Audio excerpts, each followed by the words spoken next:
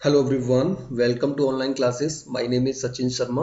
आज के लेक्चर में हम डिस्कस करेंगे माइक्रो प्रोसेसर और ये मेरा लेक्चर नंबर 1 है माइक्रो प्रोसेसर का। तो हम माइक्रो प्रोसेसर की एक सीरीज स्टार्ट करना चाह रहे हैं जिसमें कि माइक्रो प्रोसेसर को हम डिटेल में पढ़ेंगे और ये एक जेई और एई दोनों एग्जाम के लिए काफ़ी इम्पोर्टेंट है। तो हम स्टार्ट करते हैं माइक्रो प्रोसेसर आज के लेक्चर में, राइट। तो पहले हम थोड़ा सा समझ लेते हैं कि माइक्रो प्रोसेसर हमारा कब आया था। माइक्रो प्रोसेसर के बारे में थोड़ा डिटेल में पढ़ लेते हैं कि इसके बारे में कि इसका कब इन्वेंशन हुआ था, कब इस्टेब्लिश किया गया था, वो सारी चीज़ हम पढ़ते हैं, राइट। तो पहला आपका है माइक्रो प्रोसेसर।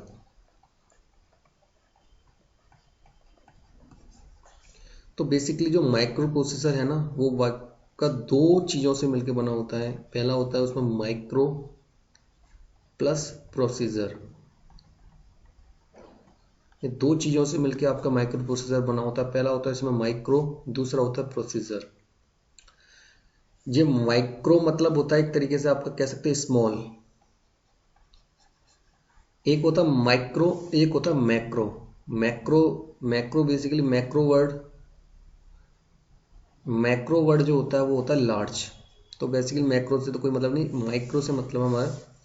तो माइक्रो माइक्रो मतलब होता है स्मॉल, ठीक है। तो कोई हमारा एक छोटा सा माइक्रो कोई वो है जिसके इम्प्लीमेंट से हम एक प्रोसीजर लिखेंगे, मतलब हम प्रोसीजर करेंगे किसी एक स्मॉल वैल्यू के अमाउंट से हम एक प्रोसीजर को अमाउंट करेंगे, मतलब लिखना स्टार्ट करेंगे, ठीक है। तो माइक्रो प्रोसेसर की पहले हम डेफिनेशन को देख ले। तो डेफिनेशन क्या होती है माइक्रो प्रोसेसर की? डेफिनेशन ऑफ माइक्रो प्रोसेसर तो लिख सकते हैं हम, micro processor is an electronic device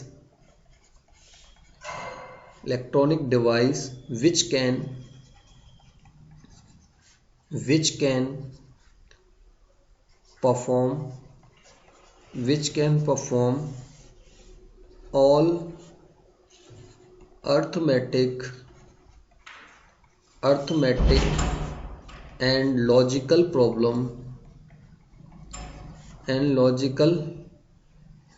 data या प्रॉब्लम इंस्ट्रक्शन, किसी किसी बुक में इंस्ट्रक्शन लिखा हुआ है और किसी किसी में ऑपरेशन। तो माइक्रो प्रोसेसर एक इलेक्ट्रॉनिक डिवाइस है जिसकी हेल्प से हम क्या करते हैं, परफॉर्म करते हैं किसी भी अर्थमेटिक एंड कोई लॉजिकल प्रॉब्लम को स्टेप बाय स्टेप। तो आपको अगर कोई डेफिनेशन पूछे तो डेफिनेशन में ये माइक्रो प्रोसेसर एक इलेक्ट्रॉनिक डिवाइस है इसके द्वारा which can perform with the help of microprocessor we can design the value of local data, instruction या ऑपरेशन।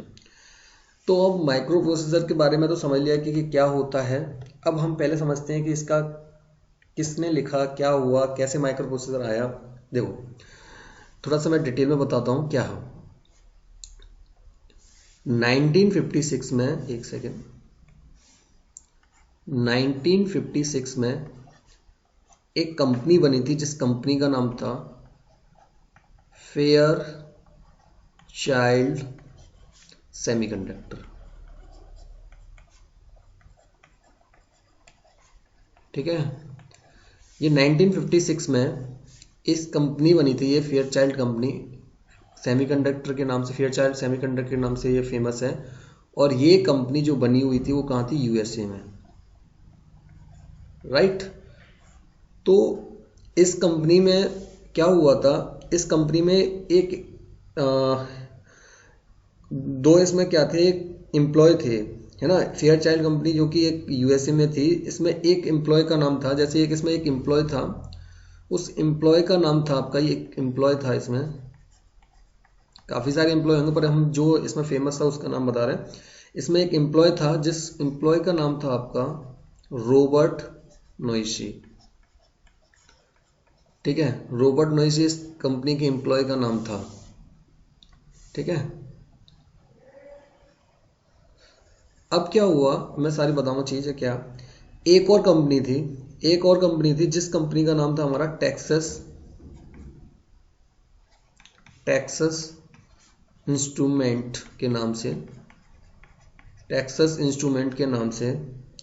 और इसमें भी एक एम्प्लॉय थे जिस एम्प्लॉय का नाम था हमारा जैक किल्वे। अब मैं ये चीजें आपको क्यों बता रहा हूं, पहले तो ये समझिए। ये चीजें मैं इसलिए बता रहा हूं, अगर आपसे एग्जाम में पूछता है कि मोनोलिथिक आईसी का इन्वेंशन किसने किया था,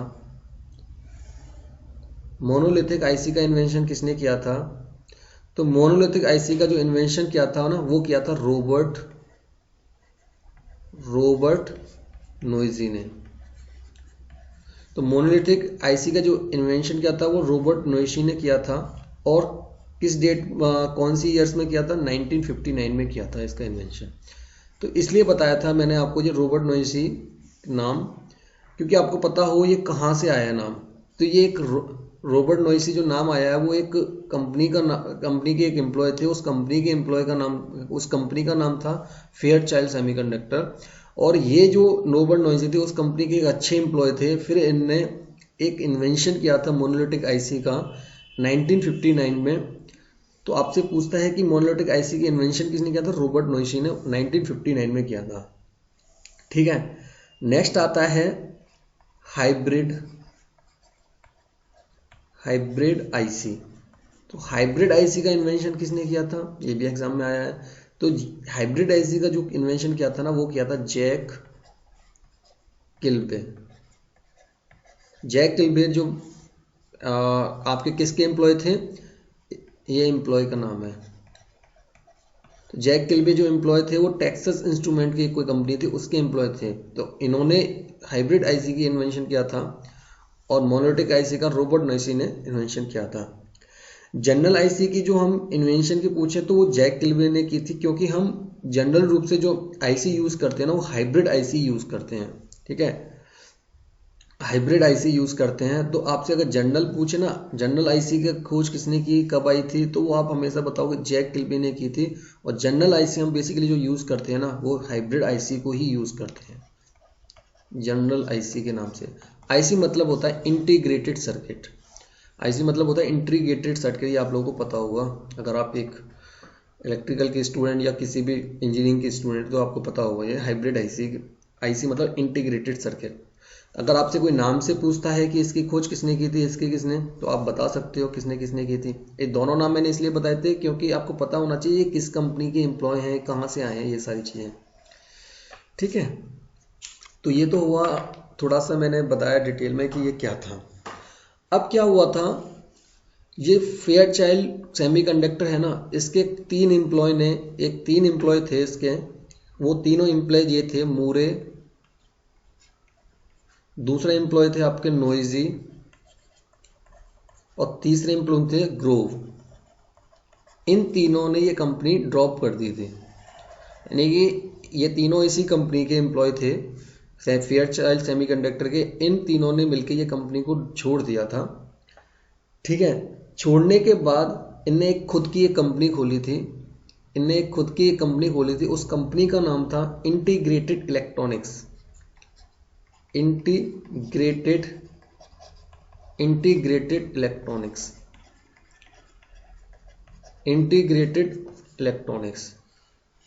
तो मैं ये चीज क्यों बता रहा हूं, देखो मैं इसलिए बता रहा हूं कि ये आपको पता होना चाहिए कि ये तीन एम्प्लॉय थे इसके और भी एम्प्लॉय थे, पर ये तीन जो एम्प्लॉय थे इनने एक कंपनी खुद की खोली थी। उस कंपनी का नाम था इंटीग्रेटेड इलेक्ट्रॉनिक्स, जिसको हम आज भी इंटेल के नाम से जानते हैं, इंटेल।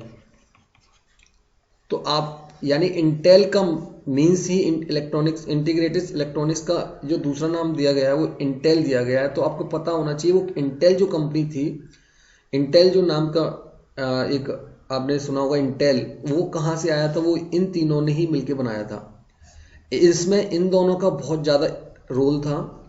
इस जो ग्रोव नाम के एम्प्लॉय थे इसका कम रोल था, लेकिन कम रोल है तो हेल्प तो की है, तो इसका भी नाम, इनका भी नाम आया है इसमें।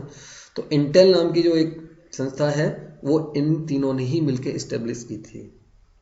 ठीक है, तो इंटेल, अब आपसे नेक्स्ट है आपका, एक सेकेंड, जो आपका इंटेल है ना, इंटेल ने ही 1971 में पहला माइक्रो प्रोसेसर बनाया था।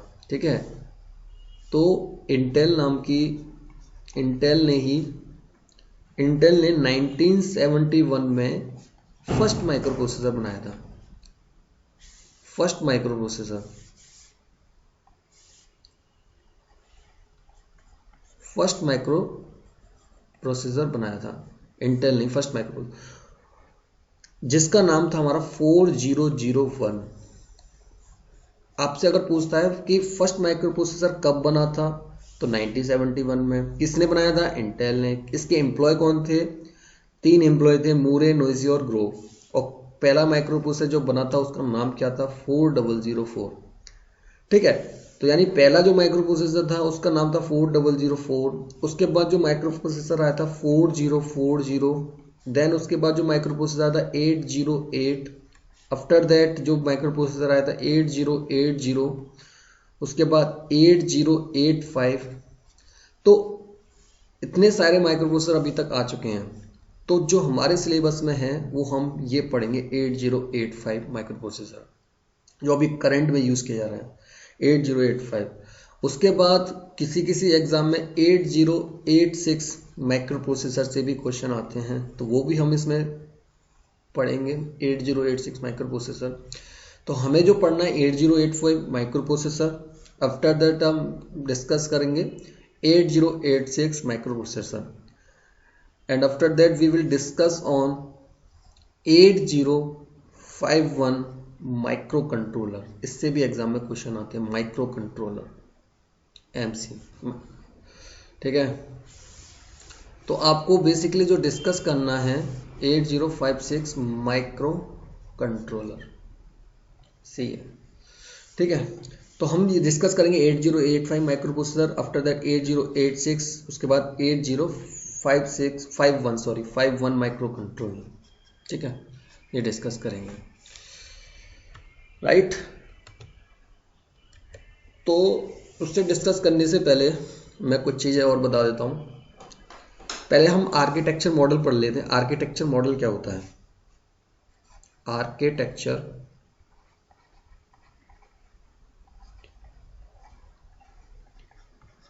आर्किटेक्चर मॉडल, क्योंकि ये आपको पता होना चाहिए, क्योंकि आगे बहुत यूजफुल है इसका क्या मीन्स है। आर्किटेक्चर एक मॉडल जो है वो 2 टाइप्स के मॉडल होते हैं। एक होता है वॉन न्यूमन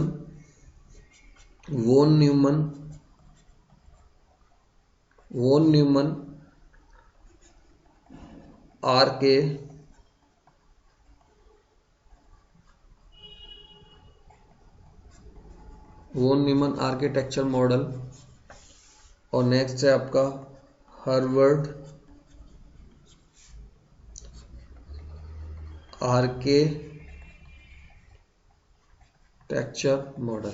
ये 2 मॉडल होते हैं हमारे आर्किटेक्चर के, एक वॉन न्यूमन आर्किटेक्चर मॉडल होता है, एक हार्वर्ड आर्किटेक्चर मॉडल होता है। तो इन दोनों के बारे में हम पढ़ते हैं क्या है। ठीक है, तो अलग अलग बताने से बेटर है कि मैं एक ही बार में दोनों को एक्सप्लेन कर दूं, राइट। दोनों को मैं एक बार में एक्सप्लेन कर देता हूं क्या है। तो देखिए,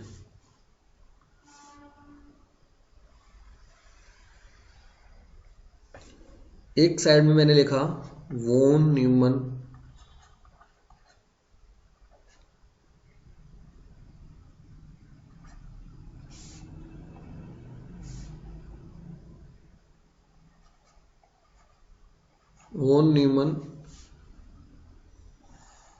एक साइड में लिखा मैंने Harvard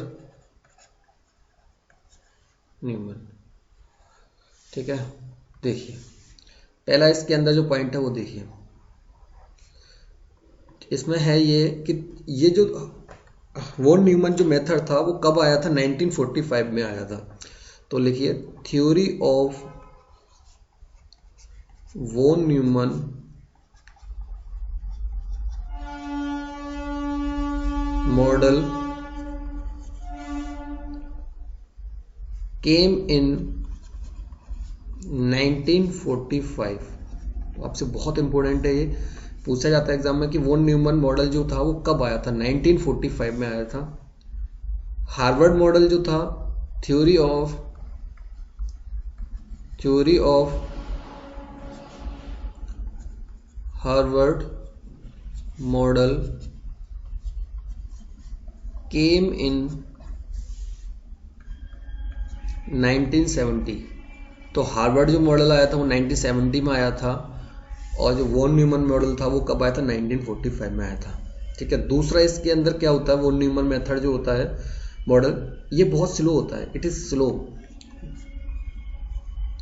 but Harvard model it is fast, ये बहुत इट इज फास्ट। ये comparison to Harvard model, comparison to von Neumann model, Harvard model is very fast. Third है इसमें, it support less pipeline, it support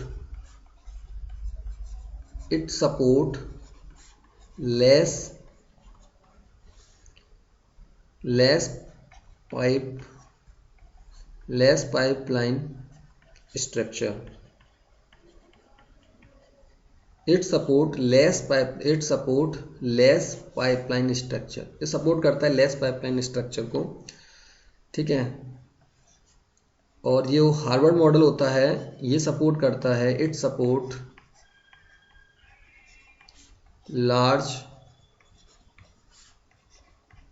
pipeline structure.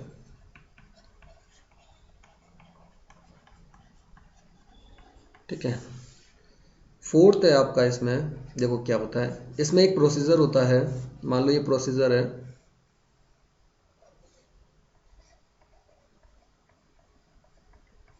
एक procedure है। इस procedure में क्या है, मान लो एक ये मेमोरी है, ये पूरी एक मेमोरी है, ये मेमोरी आपकी मेमोरी, एक मेमोरी है। यहाँ पे मेमोरी, इस यहाँ पे ऊपर की साइड में इसमें होता है कोड रोम, कोड मेमोरी, ये होता है कोड मेमोरी, और ये नीचे होता है आपका डाटा मेमोरी। डाटा मेमोरी को हम रैम भी बोलते हैं, RAM, read only memory, sorry random access memory, और रोम को हम बोलते हैं रीड ओनली मेमोरी, इसकी फुल फॉर्म होती है। तो एक मेमोरी को हमने एक कोड मेमोरी में डिवाइड किया, एक डाटा मेमोरी को है एक मेमोरी के अंदर डिवाइड नहीं किया। इसके अंदर यहाँ पे क्या होता है, इसके लिए सेपरेट एड्रेस बस होता है, एक एड्रेस बस, ये एड्रेस बस होता है। ठीक है। और यहाँ पे आपका क्या होता है, डाटा बस, ये इसमें डाटा बस होता है। तो आपको याद रखना है कि इसमें जो प्रोसीजर होता है वो मेमोरी में जो डिवाइडेशन होता है उसका, वो एक तो बस एड्रेस के थ्रू होता है, एक डाटा बस। रोम के अकॉर्डिंग दिया गया इसमें एड्रेस बस, और डाटा मेमोरी के अकॉर्डिंग दिया गया डाटा बस। ठीक है। लेकिन हार्वर्ड सिस्टम में क्या होता है, सेम यही होता है, बट ये इसमें क्या करते हैं हम, प्रोसीजर तो सेम ही है, प्रोसीजर होता है यहाँ पे। ठीक है। प्रोसीजर जो होता है, अब यहाँ पे जो मेमोरी होते हैं ना, उसको हम दो पार्ट में डिवाइड कर देते हैं। हम मेमोरी को एक हम डिवाइड कर देते हैं कोड मेमोरी में, कोड मेमोरी को हम बोलते हैं बेसिकली रोम भी बोल सकते हैं। और एक हम इसको डिवाइड करते हैं डाटा मेमोरी,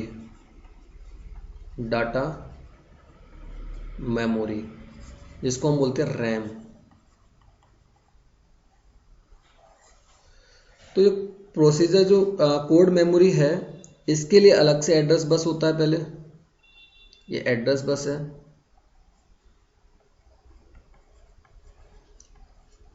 एड्रेस बस, और इसके लिए अलग से डाटा बस होता है।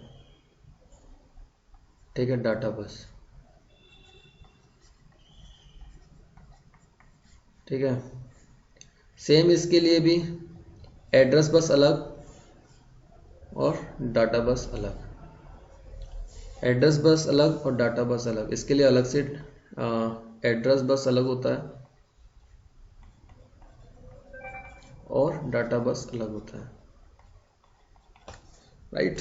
तो आपको बस देखो दोनों में डिफरेंस समझ में आ गया होगा आपको। इस वाले प्रोसीजर में जो क्या था, रोम और रैम के लिए एक ही एक था, इसके लिए अलग अलग सेपरेट सेपरेट कर दिया हमने मेमोरी को, और अलग अलग उसको एड्रेस बस डाटा बस दिया गया है, राइट। तो ये था आपका, अभी और भी है इसमें, ठीक है। नेक्स्ट इसमें जो है वॉन न्यूमन, यहाँ पे वॉन न्यूमन था, ये इसमें 5वां पॉइंट है। It has large number of instruction set, it has large number of instruction set. और इसमें होता है आपका it has less number of instruction set,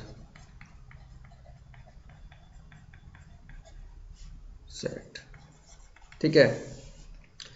6 point होता है इसमें, इट प्रमोट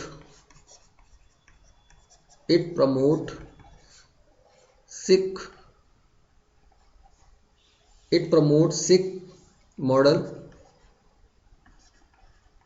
और ये जो प्रमोट अभी मैं बताऊंगा 6 क्या होता है। सिक it promote risk model, RISC risk model.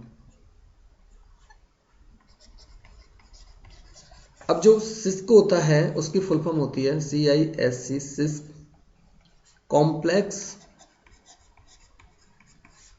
Instruction set.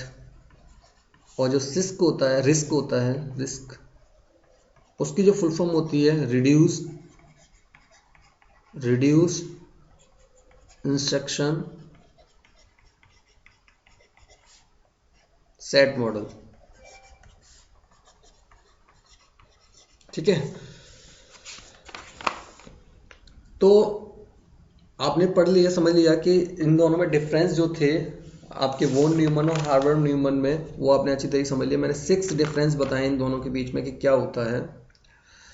अब जो हम कल के लेक्चर में, हम आज के लेक्चर में हमने जो डिस्कस किया था माइक्रो प्रोसेसर के डिटेल में डिस्कस किया था कि माइक्रो प्रोसेसर कब स्टेब्लिश हुए थे, कितने माइक्रो प्रोसेसर अभी तक आ चुके हैं, और हम जो अब पढ़ेंगे वो कौन सा माइक्रो प्रोसेसर पढ़ेंगे, ठीक है। फिर उसके बाद हमने पढ़ा था इसके बाद हमने पढ़ा था कि वॉन न्यूमन हार्वर्ड सिस्टम और वॉन न्यूमन मेथड मॉडल, और दूसरा पढ़ा था हार्वर्ड मॉडल के बारे में पढ़ा था, दोनों डिफरेंस। अब कल के लेक्चर में हम जो सब पढ़ेंगे वो पहले पढ़ेंगे बस सिस्टम क्या होता है, वे टाइप्स ऑफ बस सिस्टम पढ़ेंगे। फिर उसके बाद बफर पढ़ेंगे, बफर क्या होता है, डाटा बस पढ़ेंगे, और उसके बाद कंट्रोल बस पढ़ेंगे। ये सारी चीज़ पढ़ने के बाद हम पढ़ेंगे 8085 माइक्रो प्रोसेसर, हम स्टार्ट करेंगे। तो कल तक हमारा बिल्कुल बेसिक खत्म हो जाएगा, और परसों से हम 8085 माइक्रो प्रोसेसर स्टार्ट करेंगे। और 8085 माइक्रो प्रोसेसर बहुत ही इंपॉर्टेंट है आपके एग्जाम के लिए, बहुत ज़्यादा इंपॉर्टेंट है 8085, ठीक है। तो आज के लिए इतना ही, थैंक यू सो मच।